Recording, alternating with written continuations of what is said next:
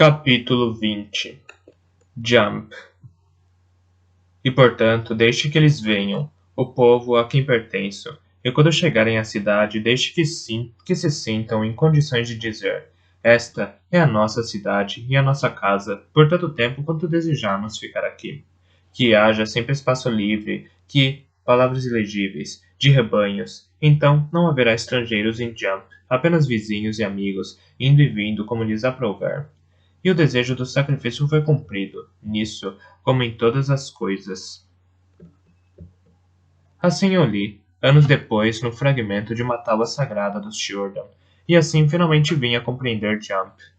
Mas, da primeira vez, quando subimos o monte cavalgando em direção à cidade, fiquei ao mesmo tempo desapontado e fascinado pelo que vi. Os templos, palácios e edifícios públicos lembravam-me imensos botões de tulipa fechados, tanto na cor como na forma. A forma tinha sido herdada dos abrigos de pele curtida que tinham sido um dia, em tempos tradicionais entre os nômades que fundaram a cidade.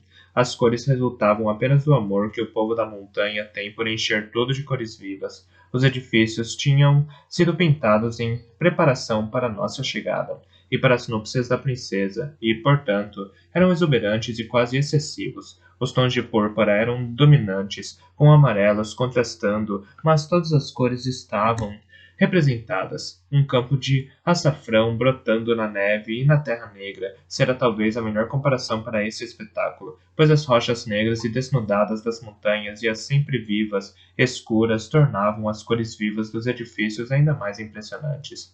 Além disso, a própria cidade está construída numa área tão íngreme quanto a cidade de Torre do Cervo, de forma que, quando se olha para ela de baixo, as suas tonalidades e linhas apresentam-se em camadas, como um habilidoso arranjo floral num cesto. Porém, à medida que nos aproximávamos, conseguimos ver que, dispostas entre os grandes edifícios, havia tendas e cabanas temporárias e abrigos minúsculos de todos os tamanhos e feitios. Porque, em Jump, apenas os edifícios públicos e as casas reais são permanentes. Todo o resto varia de acordo com o tipo de pessoa que vem visitar a capital, ou pedir julgamento ou sacrifício, que é como designam ao rei ou à rainha que os governa, ou para visitar os repositórios dos seus tesouros e sabedoria, ou simplesmente para fazer comércio e encontrar outros nômades. Tribos vão e vêm, tendas são armadas e habitantes por um mês ou dois, e depois, numa manhã, não resta nada mais que terra vazia, onde antes se encontravam, até que outro grupo chegue para reclamar o terreno. Contudo, não é um lugar desorganizado, pois as ruas são bem definidas, com escadarias de pedra dando acesso aos lugares mais íngremes. Poços, casas de banhos e córregos estão dispostos pela cidade toda, e regras extremamente rigorosas são observadas no que diz respeito a lixo e resíduos. E também uma cidade verde, pois a periferia é constituída de pastagens para aqueles que trazem rebanhos e cavalos, com espaços para abrigar as tendas demarcados por poços d'água e árvores que proporcionam boa sombra. Dentro da cidade, há espaços reservados para jardins com flores e árvores esculpidas, mais habilidosamente tratados do que tudo o que eu alguma vez tinha visto em Torre do Cervo. Os visitantes deixam as suas criações nesses jardins, e estas podem tomar a forma de esculturas em pedra ou madeira, entalhada, ou criaturas feitas de cerâmica e pintadas em cores vivas. De certa forma, o local me lembrou o quarto do bobo, pois em ambos havia cores e formas expostas com o intuito único de agradar aos olhos. Os nossos guias nos levaram até uma pastagem fora da cidade e nos disseram que tinha sido reservada para nós. Após algum tempo, tornou-se evidente que esperavam que deixássemos ali nossos cavalos e mulas e que prosseguíssemos a pé. Augusto, o líder nominal da caravana, não lidou com o assunto de forma muito diplomática. Eu me encolhi envergonhado quanto a ele, quase com raiva. Explicou que tínhamos trazido conosco muito mais do que era possível carregar sem animais, e que muitos de nós estávamos cansados demais da viagem para que nos agradasse a ideia de subir o monte a pé. Mordi o lábio e me forcei a ficar quieto em silêncio, presenciando a confusão educada dos nossos anfitriões. Com certeza, majestoso estava a par desses costumes. Por que ele não nos avisou antes, para que não começássemos a visita exibindo um comportamento grosseiro e inflexível? Mas as pessoas hospitaleiras que estavam nos assistindo adaptaram-se rapidamente aos nossos estranhos modos, pediram-nos que descansássemos e imploraram que fôssemos pacientes com eles. Por algum tempo, ficamos todos em pé por ali, tentando em vão parecer confortáveis. Bolho e Severino juntaram-se a Mano e a mim. Mano ainda tinha um gole ou dois de vinho num odre e repartiu conosco, enquanto Bolho, de má vontade, retribuiu, oferecendo-nos um pouco de carne defumada em tiras. Conversamos, mas confesso que prestei pouca atenção à conversa. Desejava ter coragem de ir até Augusto e pedir a ele que se mostrasse mais aberto aos costumes daquele povo. Nós éramos convidados e já era suficientemente ruim que o noivo não tivesse vindo pessoalmente buscar a noiva. Observei à distância Augusto consultar alguns nobres mais idosos que tinham vindo conosco, mas, pelos movimentos das mãos e cabeças, deduzi que se limitavam a concordar com ele. Momentos depois, uma enxurrada de jovens Shurdan, robustos e de ambos os sexos, apareceu na estrada. Tinham sido chamados para nos ajudar a transportar a nossa carga até a cidade. E trouxeram tendas de algum lugar para os serventes que ficariam ali, tratando dos cavalos e das mulas. Lamentei bastante que Mano pertencesse ao grupo que seria deixado para trás. Confiei fuligem aos cuidados dele. Coloquei no ombro o baú de cedro que continha as ervas e joguei o meu saco de objetos pessoais em cima do outro ombro. Enquanto me juntava à procissão daqueles que se dirigiam à cidade, senti o cheiro de carne assando e tubérculos cozinhando, e vi que os nossos anfitriões armavam um pavilhão com as lareiras abertas e montavam mesas no interior dele. Pensei que Mano não estaria mal servido e quase desejei não ter mais nada para fazer além de cuidar de animais e explorar essa cidade tão animada. Não tínhamos andado muito, subindo pela rua sinuosa que levava à cidade, quando fomos interceptados por uma verdadeira manada de liteiras, carregadas por mulheres Shiurda de estatura elevada. Fomos convidados com muita seriedade a subir nessas liteiras e a sermos transportados até a cidade, e recebemos muitos pedidos de desculpas pelo fato de a viagem ter nos desgastado tanto. Augusto, Severino, os nobres mais velhos e a maior parte das damas no grupo aceitaram essa oferta com muita rapidez e agrado, mas para mim era uma humilhação ser levado para a cidade numa liteira. No entanto, teria sido ainda mais rude recusar a oferta que nos faziam com educada insistência. Portanto, dei o meu baú a um rapaz obviamente mais novo do que eu, e subi em uma liteira carregada por mulheres suficientemente velhas para serem minhas avós. Fiquei corado ao ver o espanto das pessoas que olhavam para nós nas ruas e como paravam para falar rapidamente uns com os outros à medida que passávamos. Vi outras poucas liteiras e as que vi estavam ocupadas por gente obviamente velha e enferma. Corei, cerrei os dentes e tentei não pensar no que veracidade teria achado dessa demonstração de ignorância. Tentei olhar simpaticamente para as pessoas por quem passavam e deixar que a minha apreciação pelos graciosos jardins e edifícios transparecesse no meu rosto. Devo ter sido bem-sucedido, porque a liteira começou a se mover mais devagar, para me permitir que eu visse as coisas por mais tempo, e as mulheres apontavam para tudo o que pensassem que pudesse ter passado despercebido aos meus olhos. Falaram comigo em Shurd e ficaram fascinados ao descobrir que eu possuía um conhecimento rudimentar da língua. Breu tinha me ensinado o pouco que sabia, mas não tinha me preparado para a forte musicalidade da língua, e depressa se tornou claro para mim que a entonação da palavra era tão importante quanto a pronúncia. Por sorte, tinha um bom ouvido para as línguas, por isso me lancei corajosamente numa conversa desastrada com as minhas carregadoras, pensando que quando chegasse o momento de eu falar com os nobres do palácio, já não soaria tanto como um forasteiro idiota. Uma mulher assumiu a função de fazer comentários sobre todos os locais por onde passávamos. Seu nome era Jonki, e quando eu lhe disse que o meu era Fitz Cavalaria, ela o repetiu em voz baixa para si mesma várias vezes, como se tentasse decorar. Com grande esforço, consegui persuadir as carregadoras a pararem uma vez e a me deixarem examinar um dos jardins em particular. Não eram as flores de cores vivas que chamaram a minha atenção, mas o que parecia ser uma espécie de salgueiro que crescia em espirais e caracóis, e não reto, como eu estava acostumado a ver. Passei os dedos pela casca macia de um dos ramos e tive certeza de que podia cortar uma muda e fazê-la brotar, mas não ousei partir um pedaço, o que poderia ter sido considerado grosseiro. Uma abelha chegou perto de mim, sorriu e percorreu com a mão as pontas de um canteiro de ervas rasteiras com folhas minúsculas. A fragrância que se levantou das folhas agitadas era impressionante e ela deu uma gargalhada ao perceber o deleite do meu rosto. Gostaria de ter passado mais tempo ali, mas as carregadoras insistiram enfaticamente que devíamos nos apressar para alcançar os outros antes que chegassem ao palácio. Deduzi que essa era uma cerimônia oficial de boas-vindas a qual não podia faltar. A procissão seguiu por uma rua sinuosa de casas com varandas, sempre subindo até que as liteiras foram pousadas à entrada de um palácio que consistia em um agrupamento de estruturas vistosas em forma de botão. Os edifícios principais eram de cor púrpura com pontas brancas, o que me fazia lembrar dos lupinos à beira da estrada e as flores de ervilha da praia que cresciam em Torre do Cervo. Fiquei parado ao lado da minha liteira, fitando o palácio, mas quando me virei para dizer às carregadoras o quanto ele me agradava, elas já tinham ido embora.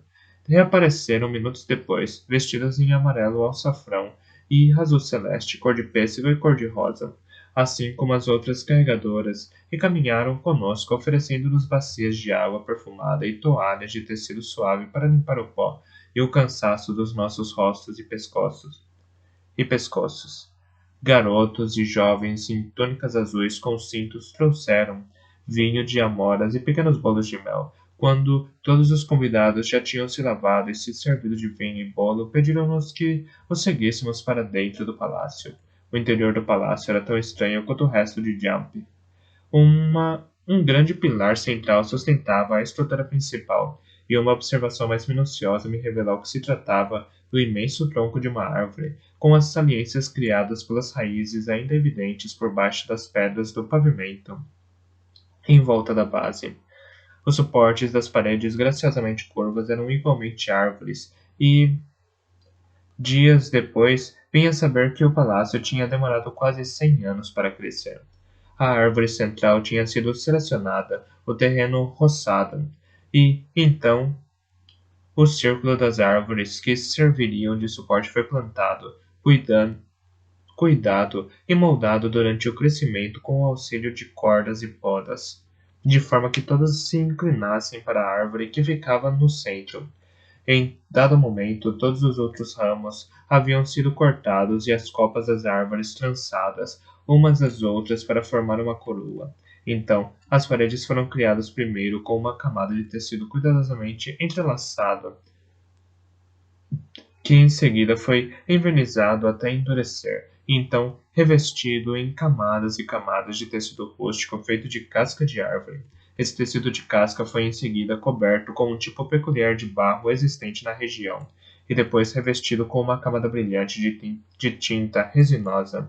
Nunca cheguei a descobrir se todos os edifícios da cidade tinham sido criados dessa forma laboriosa, mas o processo de crescimento do palácio tinha permitido aos criadores dar a ele uma graciosidade orgânica que a pedra nunca poderia imitar. O imenso interior era aberto, não muito diferente do grande salão de Torre do Cervo, com um número comparável de lareiras. Havia mesas e áreas obviamente reservadas para cozinhar, tecer, fiar e fazer conservas, e todas as outras necessidades de uma grande casa. Os aposentos privados pareciam não ser mais do que alcovas separadas por cortinas ou pequenas tendas dispostas ao longo da parede exterior.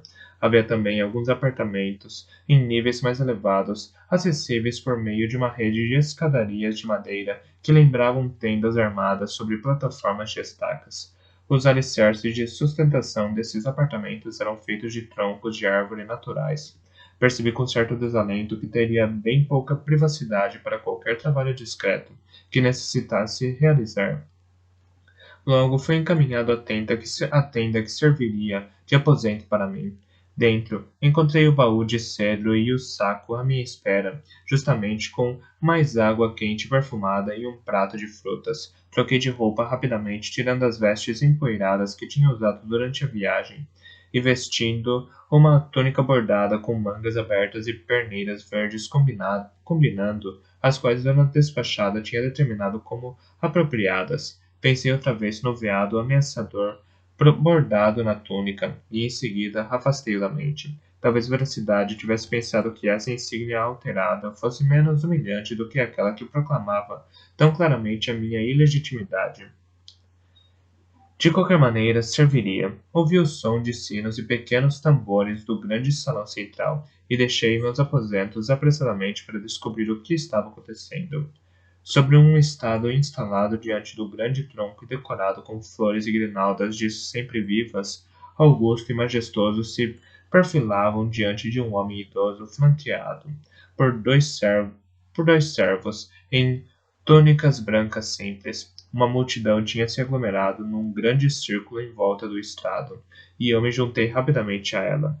Uma das minhas carregadoras de liteira, agora vestida com roupas cor-de-rosa e adornada com uma coroa de era, apareceu logo ao meu lado. Ela sorriu para mim. O que está acontecendo? Perguntei. O nosso sacrifício. Vocês dizem. O rei Aeod dá boas-vindas a vocês. Ele vai mostrar a todos vocês sua filha, que está destinada a ser seu sacrifício, a rainha, e o filho que reinará no lugar dela, Haki. Atrapalhou-se na explicação, fazendo muitas pausas e com muitos meneios de cabeça meus, servindo-lhe de encorajamento. Com dificuldade mútua, explicou-me que a mulher ao lado do rei Aeod era a sobrinha dela. E eu consegui atrapalhadamente fazer um comentário de que ela tinha um ar saudável e forte. Nesse momento, parecia ser a coisa mais gentil que eu conseguiria dizer a respeito da mulher impressionante que se colocava de forma protetora ao lado do rei. Tinha um amontoado imenso de cabelos amarelos, a que eu começava a me acostumar em Jump, com um pouco deles trançado em torno da cabeça e o resto solto caindo pelas costas.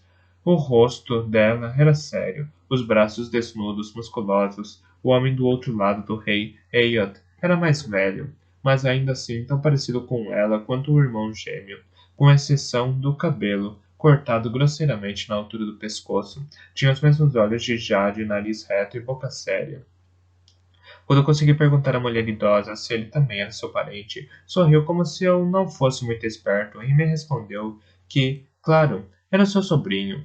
Fez um sinal para que eu não falasse como se eu fosse uma criança, pois o rei Aeod estava discursando. Ele falou devagar e cuidadosamente, mas mesmo assim fiquei satisfeito pelas conversas com as carregadoras da liteira, pois fui capaz de compreender a maior parte do discurso. Saudou-me formalmente, incluindo o majestoso, pois disse que tinha saudado antes apenas como emissário do rei sagaz, e que agora o saudava como o símbolo da presença do príncipe Veracidade. Augusto foi incluído na saudação, e foram oferecidos a ambos vários presentes, punhais incrustados de joias, um óleo aromático precioso e luxuosas estolas de peles. Quando as estolas foram colocadas sobre seus ombros, pensei com desgosto que ambos agora se pareciam mais com enfeites do que príncipes, porque, em contraste gritante com os trajes simples do rei Aeod e dos seus assistentes, majestoso e augusto, estavam enfeitados com pulseiras e anéis, e as suas vestimentas eram de tecidos opulentos e com um corte que não revelava nenhuma preocupação, seja com economia, seja com comodidade. Aos meus olhos, ambos pareciam enfeitados demais e fúteis, mas eu esperava que os nossos anfitriões pensassem que a aparência bizarra fosse parte dos costumes estrangeiros. Então, para minha grande tristeza, o rei chamou seu assistente e apresentou-o à nossa assembleia como sendo o príncipe Rurisk. A mulher ao lado dele era, claro, a princesa Catrican, a prometida de Veracidade. Finalmente compreendi que aquelas mulheres que tinham nos servido de carregadores de liteiras e que tinham nos oferecido bolo e vinho não eram servas, mas mulheres da casa real. As avós, tias e primas da noiva de Veracidade, todas seguindo as tradições de Jumper de servir o povo. Estremeci ao pensar que tinha conversado com ela de forma tão pessoal e casual. E mais uma vez amaldiçoei Majestoso por não prever que aquilo pudesse acontecer e não nos enviar mais informações sobre os costumes deles, em vez das longas listas de roupas e joias para si próprio. A mulher idosa ao meu lado era, portanto, a própria irmã do rei. Acho que ela deve ter percebido a minha confusão, pois me deu uma leve pancadinha no ombro e sorriu, ao ver as minhas bochechas coradas, enquanto eu tentava gaguejar um pedido de desculpas. Você não fez nada para se envergonhar, disse ela. e, a seguir, me pediu que não a chamasse de minha senhora, mas de Junkie. Observei Augusto apresentar à princesa as joias que Veracidade tinha lhe escolhido para enviar a ela. Havia uma rede de finas correntes de prata com gemas vermelhas para adornar o seu cabelo, e um colar de prata também com pedras vermelhas, mas maiores. Havia uma argola de prata trabalhada em forma de uma vinha cheia de chaves tilintantes, as quais Augusto lhe explicou serem as chaves da casa para quando ela se unisse à Veracidade em Torre do Cervo, e 8 anéis de prata simples para seus olhos. Ficou quieta enquanto o próprio majestoso colocou as joias nela. Pensei comigo mesmo que a prata com pedras vermelhas teria ficado melhor em uma mulher de pele mais escura, mas o deleite em Catherine era visível no seu sorriso, e ao meu redor as pessoas viraram-se e murmuraram em tom aprovador umas às outras ao ver a sua princesa assim enfeitada. Talvez, pensei, ela pudesse apreciar as nossas cores estranhas e ornamentos. Eu me senti grato pela brevidade no discurso seguinte do rei Ayad, porque tudo o que ele acrescentou foi a expressão do seu desejo de que nos sentíssemos bem-vindos e um convite para que descansássemos, relaxássemos e nos divertíssemos na cidade. Se precisássemos do que quer que fosse, devíamos simplesmente pedir a quem quer que encontrássemos e eles tentariam satisfazer os nossos desejos. No dia seguinte, à tarde, começaria a cerimônia de 3 dias da união, e ele desejou que todos estivéssemos bem descansados para apreciarmos. Então ele e os filhos desceram do estrado para se misturarem livremente com os convivas, como se fôssemos todos soldados no mesmo turno. John, que claramente tinha grudado em mim, e não havia nenhuma maneira graciosa de fugir à sua companhia. Portanto, resolvi aprender o quanto pudesse, o mais depressa que conseguisse, sobre os costumes deles. Mas a primeira coisa que ela fez foi apresentar-me ao príncipe e à princesa. Estavam ambos com Augusto, que parecia estar explicando como Veracidade testemunharia a cerimônia através dele. Estava falando alto como se isso tornasse mais fácil ser compreendido. John, que o escutou por um momento e aparentemente decidiu que Augusto tinha terminado o que estava dizendo. Ela falou como se fôssemos todos crianças em volta de bolos doces, enquanto os pais falavam uns com os outros. Rurisk, Catrican, este jovem está muito interessado nos nossos jardins. Talvez mais tarde possamos providenciar para que fale com quem cuida deles. Pareceu falar sobre tudo para Catrican quando acrescentou: o nome dele é Fitz Cavalaria. Augusto franziu as sobrancelhas e emendou a apresentação. Fitz, o bastardo. Catrican pareceu ficar chocado com esse apelido, mas o rosto claro de Rurisk escureceu um pouco. Virou-se para mim muito rapidamente, dando as costas para Augusto. Aquele era um gesto que não precisava de nenhuma explicação, independentemente da língua que se falasse. Sim, disse ele, começando a falar em Shurda e olhando nos meus olhos. O seu pai me falou de você, da última vez que o vi. Fiquei entristecido ao ouvir a notícia de sua morte. Ele fez muito para preparar o caminho que levou a esta união entre os nossos povos. Conhecia meu pai? Perguntei, estupidamente. Ele sorriu para mim. Claro. Ele e eu estávamos tratando do uso do desfiladeiro da Rocha Azul, no olho da lua, a nordeste daqui, quando ele soube da sua existência. Quando as nossas discussões sobre desfiladeiros e comércio, como enviados, tinham terminado, sentávamos juntos para jantar e conversávamos, como homens, sobre o que ele teria de fazer em seguida. Confesso que ainda não compreendo porque ele achou que não poderia governar como rei.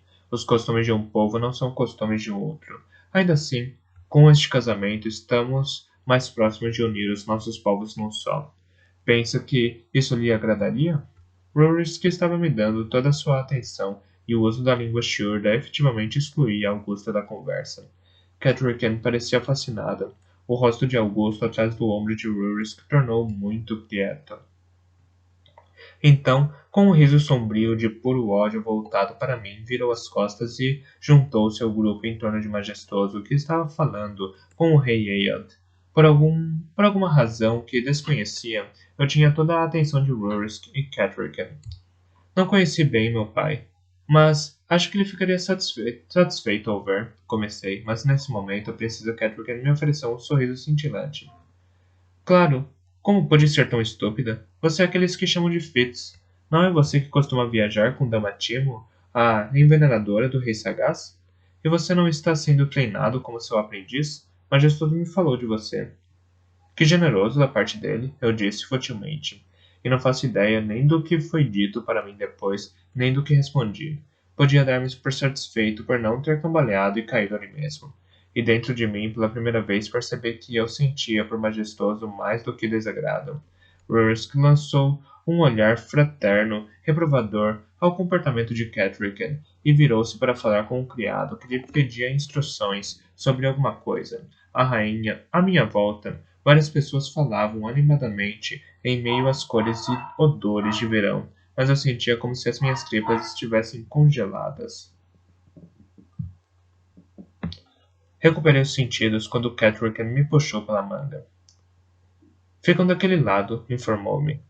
Ou você está muito cansado para apreciá-los agora. Se deseja se retirar, ninguém ficará ofendido. Entendo que muitos de vocês estavam cansados até mesmo para ir caminhando até a cidade. Mas muitos de nós não estavam e teriam verdadeiramente apreciado a oportunidade de passear sem pressa pelas ruas de Jump.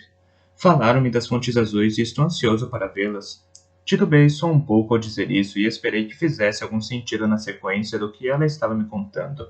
Pelo menos não tinha nada a ver com veneno. Posso certificar-me de que você seja levado até lá, talvez hoje à noite. Mas por enquanto, venha por aqui. E sem mais delongas nem formalidades, ela me conduziu para longe do grupo.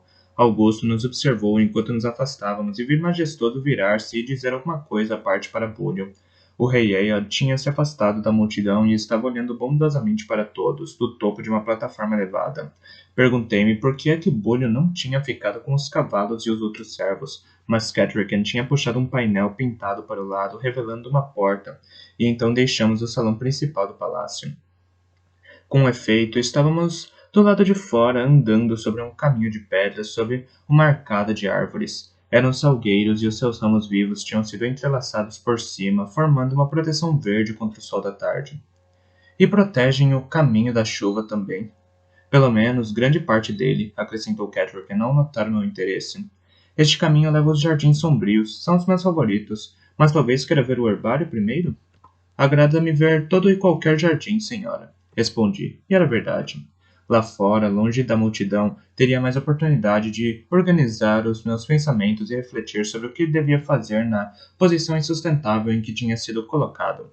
Estava me ocorrendo tardiamente que Rurik não tinha mostrado nenhum dos sinais de ferimentos ou doenças que Majestoso tinha apontado. Precisava me afastar da situação e reavaliá-la.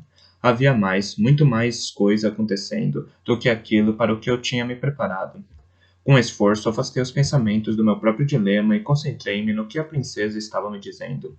Ela pronunciou essas palavras claramente e descobri que a língua deles era muito mais fácil de acompanhar longe do ruído de fundo do grande salão.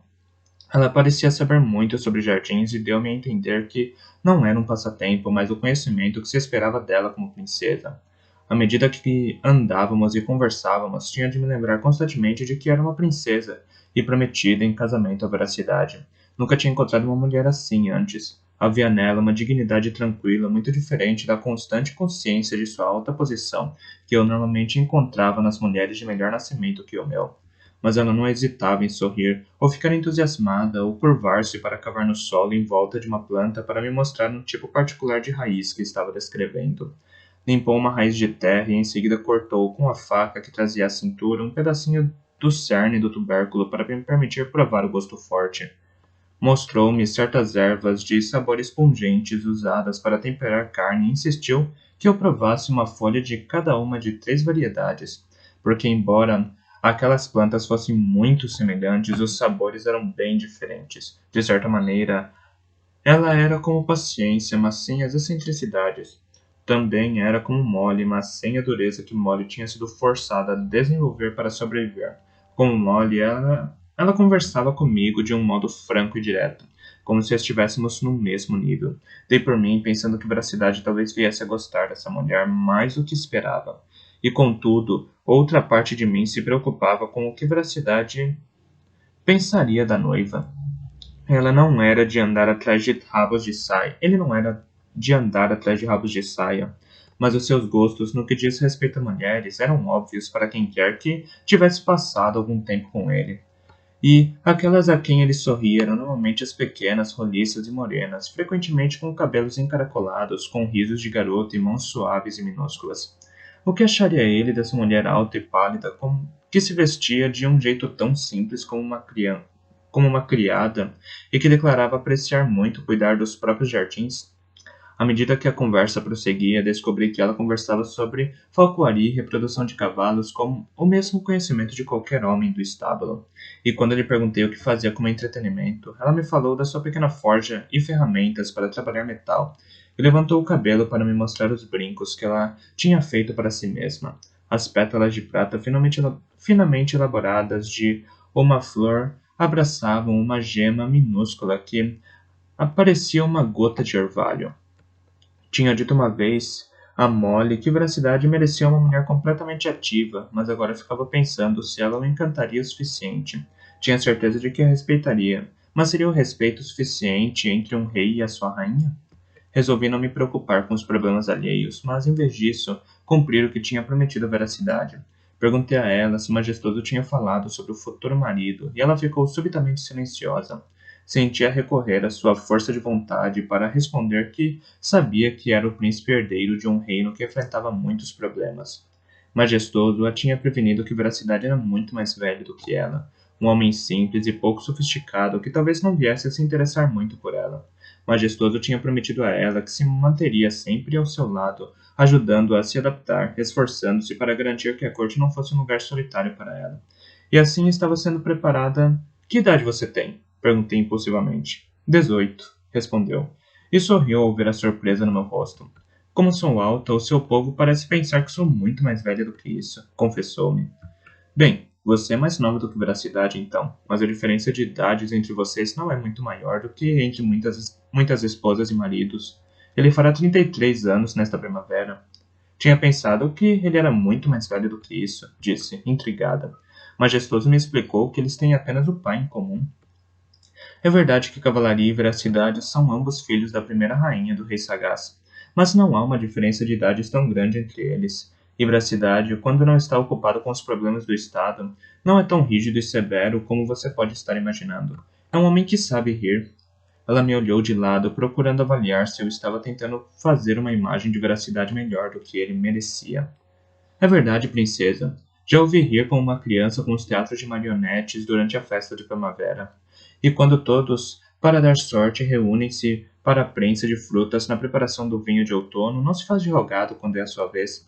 Mas o seu maior prazer sempre foi a caça. Ter um cão de caçar lobos, o Leon, por quem tem mais amor do que muitos homens pelos próprios filhos. Mas, interrompeu Catrican, tenho certeza de que isso é o que ele foi há tempos. Pois majestoso fala dele como um homem muito envelhecido para a idade, curvado pela preocupação com o seu povo. Curvado como uma árvore carregada de neve que se levanta outra vez com a chegada da primavera. As últimas palavras que me disse antes de eu partir, princesa, foram para me pedir que eu falasse bem dele para você.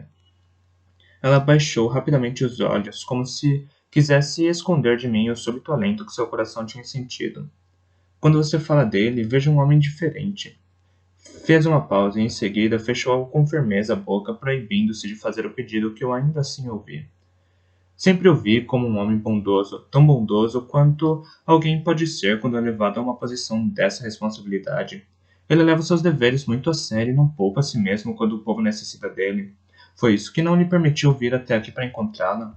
Ele está travando uma batalha contra os salteadores dos navios vermelhos, uma batalha que não poderia lutar estando aqui. Ele desiste dos seus interesses de homem para cumprir seu dever como príncipe, não por frieza de espírito ou por falta de vida. Ela me lançou um olhar de soussaio, lutando para controlar o sorriso que nascia no seu rosto, como se aquilo que eu lhe contava fosse uma docíssima bajulação em que uma princesa não pode acreditar. Ele é mais alto do que eu, mas apenas um pouco. Tem o cabelo muito escuro, com a barba quando a deixa crescer. Os olhos são ainda mais negros, mas quando ele está entusiasmado, eles brilham. É verdade que agora há traços grisalhos no seu cabelo, o que não teria encontrado há um ano. É verdade também que o trabalho o tem mantido longe do sol e do vento, de forma que os seus ombros já não rasgam as costuras das camisas como antes, mas o meu tio ainda é um homem muito robusto. E acredito que, quando o perigo dos navios vermelhos tiver sido expulso das nossas costas, voltará a cavalgar, bradar e caçar com seu cão outra vez. Você me dá ânimo, murmurou, e endireitou-se como se tivesse admitido uma fraqueza. Olhando séria para mim, perguntou: Por que Majestoso não fala nesses termos do irmão? Pensei que ia encontrar um velho de mãos trêmulas, tão sobrecarregado com suas obrigações que não veria numa esposa mais do que uma obrigação adicional. Talvez ele. Comecei, e não conseguia pensar numa forma diplomática de dizer que Majestoso era frequentemente enganador se aquilo favorecesse seus objetivos. Por mais que tentasse, não conseguia fazer ideia de qual seria o seu objetivo em fazer Catrican ter pavor de veracidade. Talvez ele também tenha sido pouco cortês a respeito de outras coisas. Catrican subitamente fez uma suposição em voz alta. Algo parecia alarmá-la, inspirou e tornou-se mais franca. Houve uma noite nos meus aposentos, quando tínhamos acabado de jantar e Majestoso tinha bebido talvez um pouco demais. Ele contou casos sobre você, dizendo que você tinha sido uma criança mimada e rabugenta, muito ambiciosa, levando em conta o seu baixo nascimento, mas que, desde que o rei tinha feito de você o seu envenenador, parecia ter ficado satisfeito com a sua sina. Disse que esse ofício era adequado para você, pois mesmo criança gostava de ouvir as escondidas, de espionar o castelo e de se dedicar a outras atividades furtivas. Ora, não te conto isso para criar problemas, mas apenas para que você saiba a primeira coisa que eu pensei a seu respeito. No dia seguinte, Majestoso implorou-me que acreditasse que o que tinha partilhado comigo eram disparates provocados pelo vinho, e não fatos verdadeiros. Mas uma coisa que ele me disse nessa noite era terrível demais para ser posta completamente de lado. Disse que se o rei enviasse você ou Adamatimo, seria para envenenar o meu irmão, para que eu pudesse ser a única herdeira do reino da montanha. Você está falando muito depressa, critiquei-a com gentileza, e esperei que o meu sorriso não parecesse tão atordoado e fraco quanto eu me sentia. Não compreendi tudo o que você disse. Lutava desesperadamente para encontrar algo a dizer. Mesmo um mentiroso tão notável quanto eu achava desconfortável uma confrontação tão direta. Peço desculpas, mas você fala nossa língua tão bem, quase como um nativo, quase como se estivesse relembrando e não aprendendo pela primeira vez. Vou dizer tudo mais devagar. Algumas semanas, não foi há mais de um mês, Majestoso veio aos meus aposentos. Tinha pedido que jantássemos a sós para que pudéssemos nos conhecer melhor. Catrican, era Rurisk chamando do fundo do caminho, vindo à nossa procura. Majestoso está pedindo que você venha conhecer os senhores e damas que vieram de tão longe para assistir o seu casamento.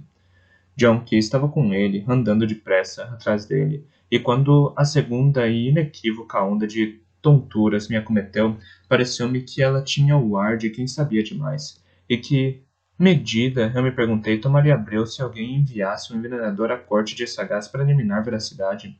Era muito óbvio. Talvez, sugeriu John que de repente, Fitz Cavalaria gostaria de ir ver as fontes azuis agora. Littress disse que o levaria de bom grado. Talvez mais para o fim da tarde, eu consegui dizer. Sinto-me de repente um pouco cansado. Acho que vou me retirar para o meu quarto. Nenhum deles pareceu surpreso. Quer que eu mande um pouco de vinho para você? Perguntou John que amavelmente. Ou talvez uma sopa? Os outros serão chamados para uma refeição em breve, mas se está cansado não seria problema levar comida ao seu quarto. Anos de treino vieram ao meu auxílio. Mantive a postura reta, apesar da queimação súbita na minha barriga. Seria muito gentil da sua parte, consegui dizer. A breve curvatura que me forcei a fazer foi uma tortura sofisticada. Tenho certeza de que me juntarei a vocês em breve. Eu me retirei sem correr nem me jogar no chão e me encolher numa bola choramingando, como desejava fazer. Fiz o caminho de volta, demonstrando uma alegria óbvia pela vegetação ao meu redor, através do jardim até a porta do grande salão. E os três me observaram e falaram entre si baixinho sobre o que todos sabíamos. Restava-me apenas um truque e uma tênue esperança de que fosse eficaz. De volta ao quarto, desenterrei a purga do mar que o bobo tinha me dado. Quanto tempo comecei a pensar tinha passado desde que eu tinha comido os bolos de mel? Pois teria sido esse o meio que eu escolheria. Fatidicamente, decidi confiar na jarra de água no quarto. Uma minúscula parte de mim me dizia que era um disparate, mas à medida que ondas atrás de ondas de tontura passavam por mim, sentia-me incapaz de qualquer outro pensamento. Com as mãos trêmulas, despejei a purga do mar na água. A erva seca absorveu a água e tornou-se um chumaço verde pegajoso, que conseguia enfiar pela goela baixa. Sabia que esvaziaria o meu estômago e os intestinos. A única questão era se o efeito seria suficientemente rápido ou se o veneno dos Shiurda já estaria espalhado demais pelo meu corpo. Passei uma tarde terrível, sobre a qual não entrarei em detalhes. Ninguém veio ao quarto me trazer sopa ou vinho. Nos meus momentos de lucidez compreendi que não viriam até terem certeza de que o veneno já tivesse surtido efeito. De manhã, Pensei, de manhã, pensei. Enviariam um criado para me acordar e descobririam a minha morte. Eu tinha até de manhã. Já passava da meia-noite quando me senti capaz de andar. Deixei o quarto tão silenciosamente quanto as pernas vacilantes me permitiram e saí para o jardim. Lá encontrei uma cisterna de água e bebi até parecer que eu ia explodir. Aventurei-me um pouco Aventurei-me um pouco mais no jardim, andando devagar e cautelosamente, pois tinha dores como se tivesse sido espancado, e a minha cabeça latejava dolorosamente a cada passo que dava. Mas por mim, mas por fim dei por mim numa área cheia de árvores frutíferas graciosamente dispostas ao longo de um muro. E como tinha esperado, estavam cheias de frutos. Servi-me, enchendo o gibão com uma boa quantidade deles. Eu os esconderia no quarto para servirem como comida segura. Em algum momento durante o dia seguinte arranjaria uma desculpa para ir ver fuligem. Os meus alforjes ainda continham carne seca e pão duro. Esperei que fossem o suficientes para me alimentar até o fim da visita. Enquanto percorria o caminho de volta ao quarto, comecei a pensar o que mais tentariam quando descobrissem que o veneno não tinha funcionado.